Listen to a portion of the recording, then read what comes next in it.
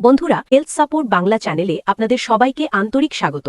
Diabetes ধরা পড়ার পর মাথায় হাজারটা প্রশ্ন, তাই না?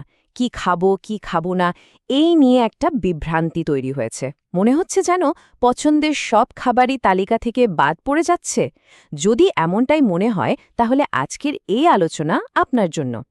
আমরা এখানে শুধু কি খাবেন তার একটা লিস্ট দেব না, বরং এই বিভ্রান্তি থেকে আপনাকে আত্মবিশ্বাসের দিকে নিয়ে যাওয়ার জন্য একটা সম্পূর্ণ রোড ম্যাপ তৈরি করব। চলুন আমরা 5টা সহজ ধাপে পুরো বিষয়টা একদম পরিষ্কার করে বুঝে নিই। প্রথমে আমরা জানব আমাদের শরীরের জ্বালানি মানে খাবার আর ব্লাড সুগারের পেছনের বিজ্ঞানটা কি। এরপর আমরা খাওয়ার একটা নিখুঁত নকশা আর সময়সূচি তৈরি করব। তৃতীয় ধাপে আমরা এমন কিছু পাওয়ার ফুড নিয়ে কথা বলবো তা ডায়াবেটিস নিয়ন্ত্রণে দারুণভাবে সাহায্য করে। চতুর্থত সেই সব খাবার দিয়ে কি করে নিজের প্লেটটা সাজাতে হয় সেটা শিখব। আর সবশেষে এই পুরো খাদ্যাভ্যাসকে কিভাবে একটা স্থায়ী জীবনধারায় পরিণত করা যায় তা নিয়ে আলোচনা করব। ঠিক আছে, তাহলে চলুন একদম গোড়া থেকে শুরু করা যাক।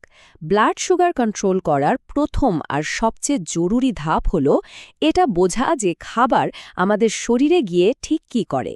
একবার যদি আমরা খাবারের মূল উপাদানগুলোর কাজ বুঝে যাই, তাহলে বাকি পথটা কিন্তু অনেক সহজ হয়ে যাবে।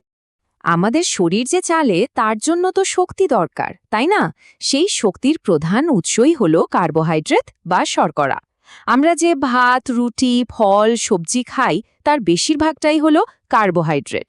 হজম হওয়ার পর এই কার্বোহাইড্রেট ভেঙে গ্লুকোজ বা চিনিতে পরিণত হয়, আর সেটাই রক্তে মিশে আমাদের সারা শরীরে শক্তি যোগায়। তার মানে বুঝতেই পারছেন, কার্বোহাইড্রেট পুরোপুরি বাদ দেওয়াটা কোনো সমাধানই নয়। আসল চ্যালেঞ্জটা হলো সঠিক কার্বোহাইড্রেট বেছে নেওয়া। সব কার্বোহাইড্রেট কিন্তু একরকম কাজ করে না। এদেরকে আমরা সহজভাবে দুটো ভাগে ভাগ করতে পারি, সিম্পল আর কমপ্লেক্স। ব্যাপারটা ধরুন একটা ট্রাফিক কন্ট্রোলারের মতো।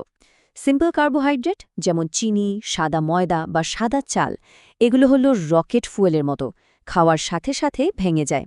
এটা অনেকটা শহরের ব্যস্ত রাস্তায় হঠাৎ করে সব ট্রাফিক লাইট সবুজ করে দেওয়ার মতো। ফলে রক্তে এক জায়গায় চিনির একটা বিশাল ঢেউ বা সুগার স্পাইক তৈরি হয়।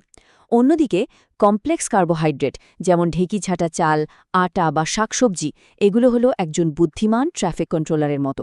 এরা খুব ধীরে ধীরে শক্তিকে রক্তে ছাড়ে, ফলে ব্লাড সুগার লেভেলটা স্থিতিশীল থাকে আর শরীরও অনেকক্ষণ ধরে এনার্জি পায়। এই কমপ্লেক্স কার্বোহাইড্রেটের মধ্যেই একটা জাদুকরী উপাদান লুকিয়ে আছে, তার নাম ডায়েটারি ফাইবার। ফাইবার এমন এক ধরনের শর্করা যা আমাদের শরীর হজম করতে পারে না। এর সবচেয়ে বড় কাজ হলো এটা রক্তে চিনির শোষণ প্রক্রিয়াটাকে একদম ধীর করে দেয়, ঠিক যেন গাড়ির ব্রেকের মতো কাজ করে। ফলে ওই হঠাৎ করে সুগার বেড়ে যাওয়ার ভয়টা আর থাকে না। এছাড়াও ফাইবার পেট ভরা রাখতে সাহায্য করে, যা ওজন নিয়ন্ত্রণে রাখার জন্য খুব জরুরি। তাহলে আমাদের খাবারের প্লেটে প্রধানত এই 3টি জিনিস থাকে। কার্বোহাইড্রেট হলো আমাদের শক্তির উৎস, আর আমাদের বেছে নিতে হবে কমপ্লেক্স কার্বোহাইড্রেট। প্রোটিন আমাদের শরীরের কোষ তৈরি করে, ক্ষয় পূরণ করে আর পেশিকে শক্তিশালী রাখে। আর ফ্যাট বা চর্বি, এটাও শক্তি দেয় আর বিভিন্ন ভিটামিনকে শরীরে শুষে নিতে সাহায্য করে। তবে এখানেও আমাদের স্বাস্থ্যকর ফ্যাট বেছে নিতে হবে। একটা ব্যালেন্সড খাবারের জন্য এই 3টি উপাদানের সঠিক পরিমাণ থাকাটা কিন্তু অপরিহার্য। আমরা কি খাচ্ছি সেটা তো জানলাম, কিন্তু জেনে রাখুন, ডায়াবেটিস নিয়ন্ত্রণের জন্য ঠিক ততটাই গুরুত্বপূর্ণ হলো আমরা কখন খাচ্ছি। হ্যাঁ, খাবারের সময় আর গঠন যদি ঠিক না থাকে, তাহলে কিন্তু সবচেয়ে স্বাস্থ্যকর খাবারও ঠিকঠাক ফল দেবে না। চলুন এবার খাওয়ার সঠিক নকশাটা দেখে নেওয়া যাক। একটা খুব কার্যকর আর সহজ ফর্মুলা আছে, মনে রাখার মতো, 3+3 ডায়েট প্যাটার্ন। এর মানে কি? এর মানে হলো দিনের 3টে প্রধান খাবার আর তার সাথে 3টে ছোট নাস্তা। সোজা কথায় সারাদিনে অল্প পরিমাণে বারে বারে খাওয়া। এর ফলে কি হয়, একবারে অনেকটা খাওয়ার চাপ কমে যায় আর ব্লাড সুগার লেভেলটাও সারাদিন স্থিতিশীল থাকে। চলুন একটা আদর্শ দিনের খাবার সময়সূচি দেখি। দেখুন, সকাল 9টার মধ্যে ব্রেকফাস্ট সেরে নেওয়াটা খুব জরুরি। এরপর ধরুন 11টা নাগাদ একটা হালকা কিছু, যেমন একটা ফল। দুপুর 1টা থেকে 2টোর মধ্যে লাঞ্চ। বিকেলে 4টে থেকে 5টার মধ্যে আবার একটা ছোট স্ন্যাক। রাতের খাবারটা চেষ্টা করতে হবে একটু তাড়াতাড়ি সেরে ফেলার, মানে 7টা থেকে 8টার মধ্যে। আর রাতে শোয়ার আগে 1 কাপ দুধের মতো হালকা কিছু খেলে সারা রাত সুগার লেভেলটা ঠিকঠাক থাকে। অর্থাৎ প্রতি 2-3 ঘন্টা পর পর শরীরকে খাবার দেওয়া। কিন্তু প্রশ্ন হলো, এই যে নির্দিষ্ট সময় মেনে বারে বারে খাওয়ার অভ্যাস, এটা ব্লাড সুগার নিয়ন্ত্রণের জন্য আসলে কেন এতটা জরুরি? কেন এই নিয়মটার উপর এতটা জোর দেওয়া হয়? এর কারণটা হলো, এই অভ্যাসটা গ্লাইসেমিক ভেরিয়েবিলিটি প্রতিরোধ করে। নামটা শুনতে একটু কঠিন হলেও ব্যাপারটা খুব সহজ। এর মানে হলো রক্তে সুগারের মাত্রার বিপজ্জনক ওঠানামা। যখন আমরা অনেকক্ষণ না খেয়ে থাকি আর তারপর হঠাৎ করে অনেকটা খেয়ে নিই, তখন সুগার লেভেলটা রকেটের গতিতে ওপরে ওঠে, আবার কিছুক্ষণ পর ধপ করে নিচে নেমে যায়। এই যে সুগারের রোলার কোস্টার রাইড, এটা আমাদের শরীরের বিভিন্ন অঙ্গ যেমন কিডনি, চোখ আর হার্টের ওপর প্রচণ্ড চাপ তৈরি করে। আর দীর্ঘ সময় ধরে এটা চলতে থাকলে এগুলোর মারাত্মক ক্ষতিও হতে পারে। নিয়মিত বিরতিতে খেলে এই ঝুঁকিটা আর থাকে না। এবার আমরা আসছি সবচেয়ে মজার অংশে। আমরা এমন কিছু নির্দিষ্ট খাবার নিয়ে কথা বলবো যেগুলোকে ডায়াবেটিস নিয়ন্ত্রণের পাওয়ার ফুড বলা যেতে পারে। বৈজ্ঞানিকভাবে প্রমাণিত এই খাবারগুলো আপনার পুষ্টির ভাণ্ডারকে আরও শক্তিশালী করে তুলবে। প্রোটিনের মধ্যে মাছ হলো একটা সেরা বিকল্প। এটা খুব ভালো মানের প্রোটিন, যা সহজেই হজম হয়ে যায়। আর মাছের তেলে যে ওমেগা-3 ফ্যাটি অ্যাসিড থাকে, সেটা হার্টকে সুস্থ রাখতে দারুণ সাহায্য করে। এবার আসি ডিমের কথায়। ডিম নিয়ে তো কত ভুল ধারণা, কিন্তু শুনুন, আধুনিক গবেষণা বলছে প্রতিদিন কুসুমসহ একটা ডিম খাওয়া সম্পূর্ণ নিরাপদ। ডিম আমাদের শরীরের ভালো কোলেস্ট্রল বা এইচডিএল বাড়াতে সাহায্য করে। সবুজ শাকসবজি যেমন পালং শাক, বাঁধাকপি বা ব্রকোলি, এগুলো তো ডায়াবেটিস রোগীদের জন্য অপরিহার্য। এগুলোতে কার্বোহাইড্রেট প্রায় নেই বললেই চলে, কিন্তু ফাইবার, ভিটামিন আর মিনারেলসে ভরপুর। এদের মধ্যে থাকা ফাইবার, যেমনটা আমরা আগেই জেনেছি, রক্তে চিনির শোষণকে ধীর করে দেয়। ফলে খাওয়ার পর হঠাৎ করে সুগার বেড়ে যাওয়ার ভয় থাকে না। ফ্যাট মানেই খারাপ, এই ধারণাটা কিন্তু একদম ভুল। স্বাস্থ্যকর ফ্যাট আমাদের শরীরের জন্য খুব দরকার। অ্যাভোকাডোতে যেমন চিনি প্রায় নেই, কিন্তু এটা ভালো ফ্যাট আর অ্যান্টিঅক্সিডেন্টে ভরপুর। গবেষণা বলছে এটা ওজন কমাতেও সাহায্য করে। বাদাম যেমন অ্যালমন্ড বা আখরোট ফাইবার আর স্বাস্থ্যকর ফ্যাটের দারুণ উৎস। তবে হ্যাঁ, একটা কথা মাথায় রাখতে হবে, পরিমাণ। দিনে এক মুঠো, তার বেশি নয়। এই পরিমাণ বাদাম হার্টের রোগের ঝুঁকি কমাতে সাহায্য করে।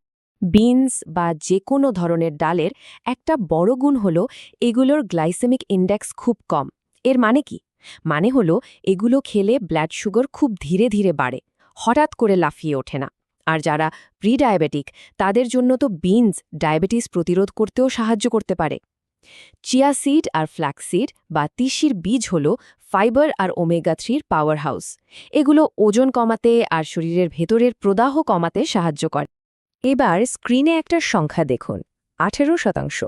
ছোট একটা সংখ্যা মনে হচ্ছে, তাই না? কিন্তু এর পেছনে একটা খুব বড় আর গুরুত্বপূর্ণ তথ্য লুকিয়ে আছে। কি সেটা? চলুন পরের স্লাইডেই জেনে নেওয়া যাক।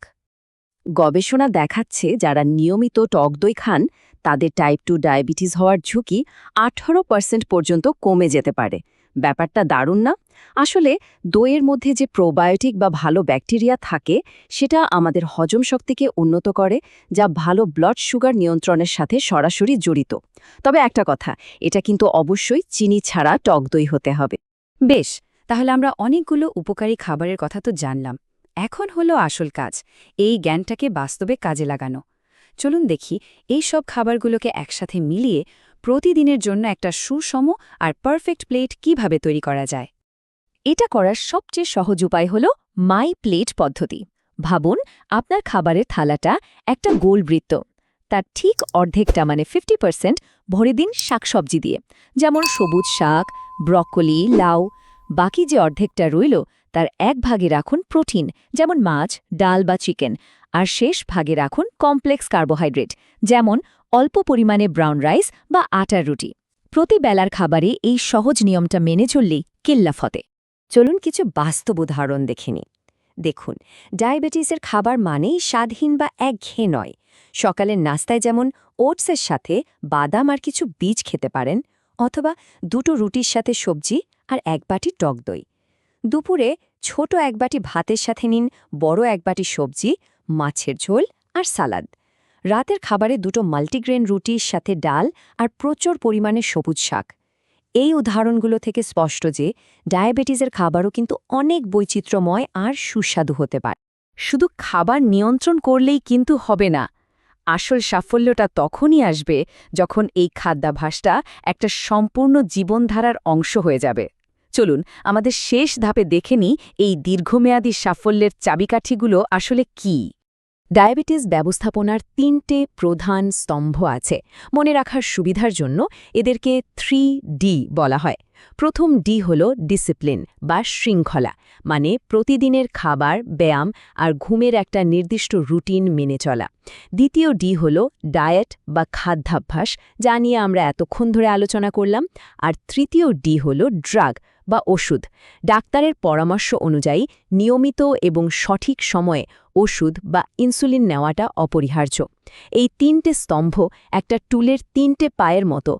একটাও যদি দুর্বল হয় তাহলে কিন্তু পুরো ব্যবস্থাপনাটাই ভেঙে পড়বে। সবশেষে একটা প্রশ্ন দিয়ে শেষ করতে চাই। একটু ভেবে দেখুন তো, ডায়াবেটিস নিয়ন্ত্রণের জন্য যে স্বাস্থ্যকর খাদ্যাভ্যাসের কথা বলা হয়, সেটা কি আসলে যে কোনো সুস্থ মানুষের জন্যই একটা আদর্শ জীবনযাপনের উপায় নয়? ডায়াবেটিসের খাদ্যাভ্যাসকে একটা সীমাবদ্ধতা হিসেবে না দেখে এটাকে যদি আমরা সর্বোত্তম স্বাস্থ্যের দিকে এগিয়ে যাওয়ার একটা পথ প্রদর্শক হিসেবে দেখি, তাহলে কেমন হয়? এটা শুধু ডায়াবেটিস নিয়ন্ত্রণের উপায় নয়, এটা একটা সুস্থ ও দীর্ঘ জীবনযাপনের মূল চাবিকাঠি।